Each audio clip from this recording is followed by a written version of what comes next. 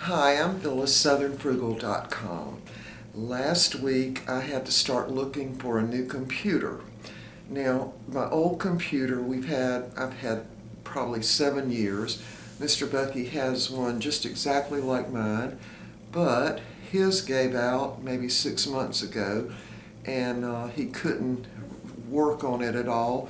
He took it twice to see if they could fix it at two different computer places, and both of them said it couldn't be fixed. So he ended up getting a small computer this past time, one that was a reconditioned computer because he didn't want to spend much money. But anyway, because I'm doing videos, I thought, well, I need something a little better with more memory on it, or more RAM, I guess you call it. So the previous computer that I bought had 6 gigabytes. So I thought, well, I need at least 6, maybe more. But then I was willing to settle for one with 4 gigabytes because the price was right. So that particular one was on sale, and so I just went right out and talked to the salespeople, and I got it. And I was happy with it because I figured it would last me, maybe 2 years worth of videos, because the other one had lasted a pretty long time. I did use one of those little flash drives. Let me see if I've got that over there. No, I don't. Anyway, to store about half the videos on, and then now it's filled up again. And so I just thought, because my computer was heating up, I really did need to get a new one. So the one I had before was an HP, and it had Windows 7 on it. And before Windows 7, we had used Windows XP. And it was a little bit of an adjustment, but not much. So this time, they were always asking, do you want to upload Windows 10? And I was always saying, no, I don't, because I was fine with what I had. Now, I might go ahead and mention that I have been using computers for the things I needed them for since probably mid-1980s, or was that 1980s? Yeah, I would say maybe about 1987. I got my first big desk computer, the great big clunky kind with the towers and all that. And then the next one I got was a Toshiba, and it was a good one, but it kept getting infected. Even though I had the Norton, it kept getting infected. And I also used that for the stock market. Then I got another one, I don't even remember what kind that was, and was using 2 computers at one time when I was in the stock market. So then that brings us up to many years later, and 4 years ago, I believe it was now, I started making videos. And the new computer, Mr. Bucky got one just like mine, so that any questions I had, I could ask him, or if I knew more than he did, he could ask me, and so that worked out pretty well. So anyway, getting back to the current. So last week I went and bought a computer. Now, when I opened up the computer to go ahead and get it set up for myself, of course you put in your name and what you want to be known by, and you put in your email address and all that, and you have this little thing where you get started. And on about the 3rd page, I think it was, it asked me I thought it was asking me what language I wanted. And then I thought, well, no, it's asking me something else. So then I thought it was asking me what font I wanted. I couldn't tell what it was asking me. So then when I hit it, it gave me all these different choices, and what the choices actually were was what kind of keyboard language I wanted. And so I had never heard of that before, so I thought, well, still thinking it's to do with fonts, I'll just pick one, just any one, because I was familiar with changing a lot of different fonts when Mr. Bucky and I published books several years ago. So I just picked one that said US something or other, something weird, and I thought, well, I'll just use that.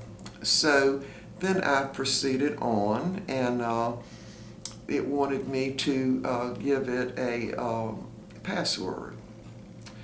So I gave it a password. And so then sure enough, it let me in, and then you're supposed to go and, on the internet, it automatically will do that and tell you all about Windows 10. So everything was fine, and it was getting late at night, so I decided to shut it down and start working on it again the next morning. So I came back the next morning and turned it on, and it asked me for my password, and I typed it in, and it said it was the wrong password. So I tried several more times and finally just didn't know what to do. So I just couldn't figure it out. So then I called the people that I bought it from, the store, a chain store I might add, a chain office store, and they told me something that I could do. It didn't work, so I finally just got fed up and took it back. Well, they couldn't understand what was wrong either, so their expert tried. He couldn't figure it out. So then finally they figured out that I had chosen something wrong in the very beginning.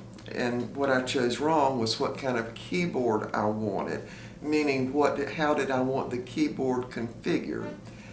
And I had never even heard of that before, and had owned many computers before and used many other types of computers in my work and all. And so couldn't get it straight. So their experts there tried to fix it. They said there was no way to fix it, and they would just give me a refund. So I got my refund, but I said I did like that model, and I certainly liked the price, so I wanted to get another one just like it. And they said they didn't have it anymore. That was the last one. It was on sale. So I just went to another one of that same chain, and sure enough, they had that type. Now, at that point, I did not know that I had chosen wrong. In other words, when I was thinking I was choosing fonts, I was choosing actually the style for the keyboard. And I guess that's what computer people use. I don't know. Anyway, got that one home, chose the same way I did before, and the exact same thing happened.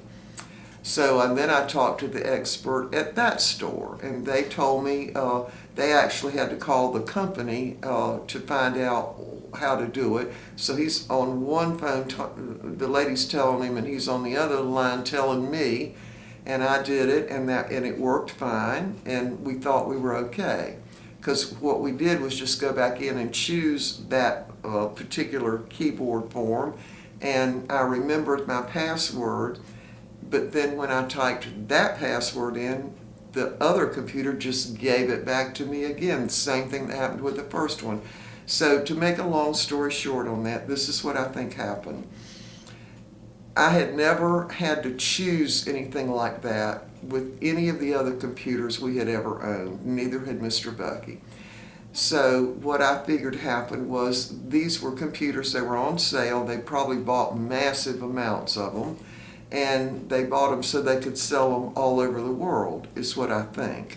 And we had a great price on it, and anyway, bottom line, I had to take that computer back. And so then I was so disgusted, I said, I'm ordering online. I've had enough of these stores and all that. So the next one I ordered online, and had it shipped to me, and sure enough, when I got this one, it wasn't the same model. I actually paid more to get more RAM or more gigabytes. So on this one, I ended up getting 8 gigabytes. So it's also an HP, and in the beginning, it never asked me what configuration I wanted for my keyboard. So that was my first clue that the two computers I had brought home before both had it in such a way that anybody in the world, I guess, could use them. I don't know. I'm still unclear on that. But anyway, what I had done was, just to give you an example, see those letters and numbers? All right, on the keyboard, an O was actually a Y. and a 6 was actually an L. And I started out like this because I had to figure out the whole alphabet. And one of the letters, like the R, was actually a period. I mean, it just was insane. So I was up till all hours of the night trying to figure it out. And anyway, so I ended up getting another computer and had them ship it to me, and this one works. And guess what? In the beginning, it didn't ask me about the keyboard anymore. So what ended up happening, let me just turn this down. Y'all excuse my desk because it is really messy. On the keyboard here, the way it would work is the letters where you could type letters went up in a V. So a J on the keyboard actually was an S. I mean, it doesn't show, it shows up J here, but when you would type it, an S would come up. And because I had set my computer just came on, because I had set my password using whatever configuration they had on there, they assumed that's what it was always going to be, and no matter what I did, I couldn't get it off, the 2 that I took back. So anyway, this one, when I got it, and it is an HP and it's got 8 gigabytes, is perfect. Now, it is Windows 10, and I'm not used to Windows 10. And the main thing now is I'm trying to take the search engine Bing off of it. Now, if y'all know about this, y'all leave it in the comments, because we experienced that with the last 2 computers we bought, and the newer one that Mr. Bucky got that was reconditioned was the same way. You can't get Bing off until you take it off maybe 4 times, maybe 5. We don't even remember how many. But Microsoft tells you how to take it off, but it never works. So you just keep doing it and redoing it and redoing it, doing it a different way, coming in a different way, and all that. And then finally, after you've done it so many times, it'll come off, because I'm still trying to get Google to be my search engine on this computer. I know it's going to happen. It's just a matter of when. So anyway, I have been a little stressed out about all this, because I really didn't realize that getting a new computer would be all this complicated this time. It certainly wasn't before. And I'm not real good at using computers except for the things that I need it for, and I'm very good at that. But I don't see any point in learning how to do a spreadsheet on a computer, because I never need a spreadsheet. And there are a lot of things. I never talk on Skype. I don't think I need to know how to do that. And as far as Bluetooth, now this one does have Bluetooth on it, and the only thing really I would be interested in I think the wireless mouse, because I don't use that little fingerboard there. I've always done a mouse, and that's what I'm familiar with, so that's what I use. And also to have the wireless earphones, and I did try those. I don't like them at all, because they give me a headache where they're on the top of my head. It just kind of gives me a headache. And so that's my complaint, y'all. I'm just glad this is all over and I've got a computer. Now, the next thing I have to do is load my software for my camera on this computer. And I did look it up for this particular model before I bought it, or before I ordered it, because I ordered it over the internet. And it said that it was compatible with this type computer if it were a desktop. Now, of course, this is not a desktop, but it's still Windows 10, so I'm pretty sure that it's going to work. But anyway, so if y'all been wondering what I've been doing, I have been all involved with computers for days now. And what we ended up doing yesterday, I just needed to get away from it, y'all. So Mr. Bucky said, let's go to Columbia and go out to eat. And that's what we did. I just needed to get away, you know, and it worked, because when I got back I had a little bit different attitude. But anyway, I did look at Sam's Club, and they did, and I took some of their little, these little sheets that they have on all the computers there. because they had one that had 12 gigabytes for $6.99, and it would seem to me that what you're paying for are the gigabytes. And also the HP was the only one that had the 17 and a 30-inch screen, which is what I had before. And I definitely wanted the bigger screen. None of the others had the bigger screen. And so this one is a 15-inch screen, and this one is a 13-inch screen, and this one has 8 gigabytes, which is exactly what I got, but I did not pay that amount for it. But this is, I'm pretty sure, the same model that I got. And I did get it online and got a big discount on it. I guess because I was ordering it online. I think that was probably the reason. But anyway, I think I paid $4.59 for it, which I thought was a good deal after all the research I had done. And but the main thing I noticed is when I started opening it up for the first time, it never asked me about the keyboard, how I wanted the keyboard. It never once asked me that. So somehow or other, the two I got before asked me that, and the only thing I could figure out is they just ordered a big bunch of them from HP, and some of them were maybe going to other countries. And but anyway, I will never make that mistake again.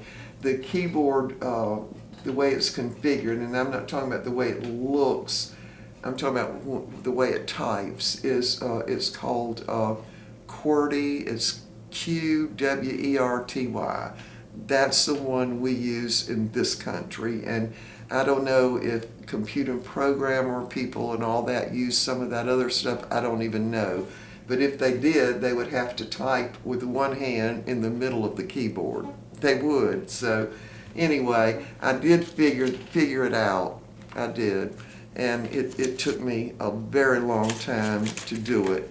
And that was just to be able to get my information in so I could get started. So that turned out to be a real nightmare. And the computer expert that I was talking to said there was no other way. But what he didn't know was once you got in using the password with the different letters equaling something else, they automatically assumed you were wanting that in all that you did on the computer. So it just switched it automatic, and that was that.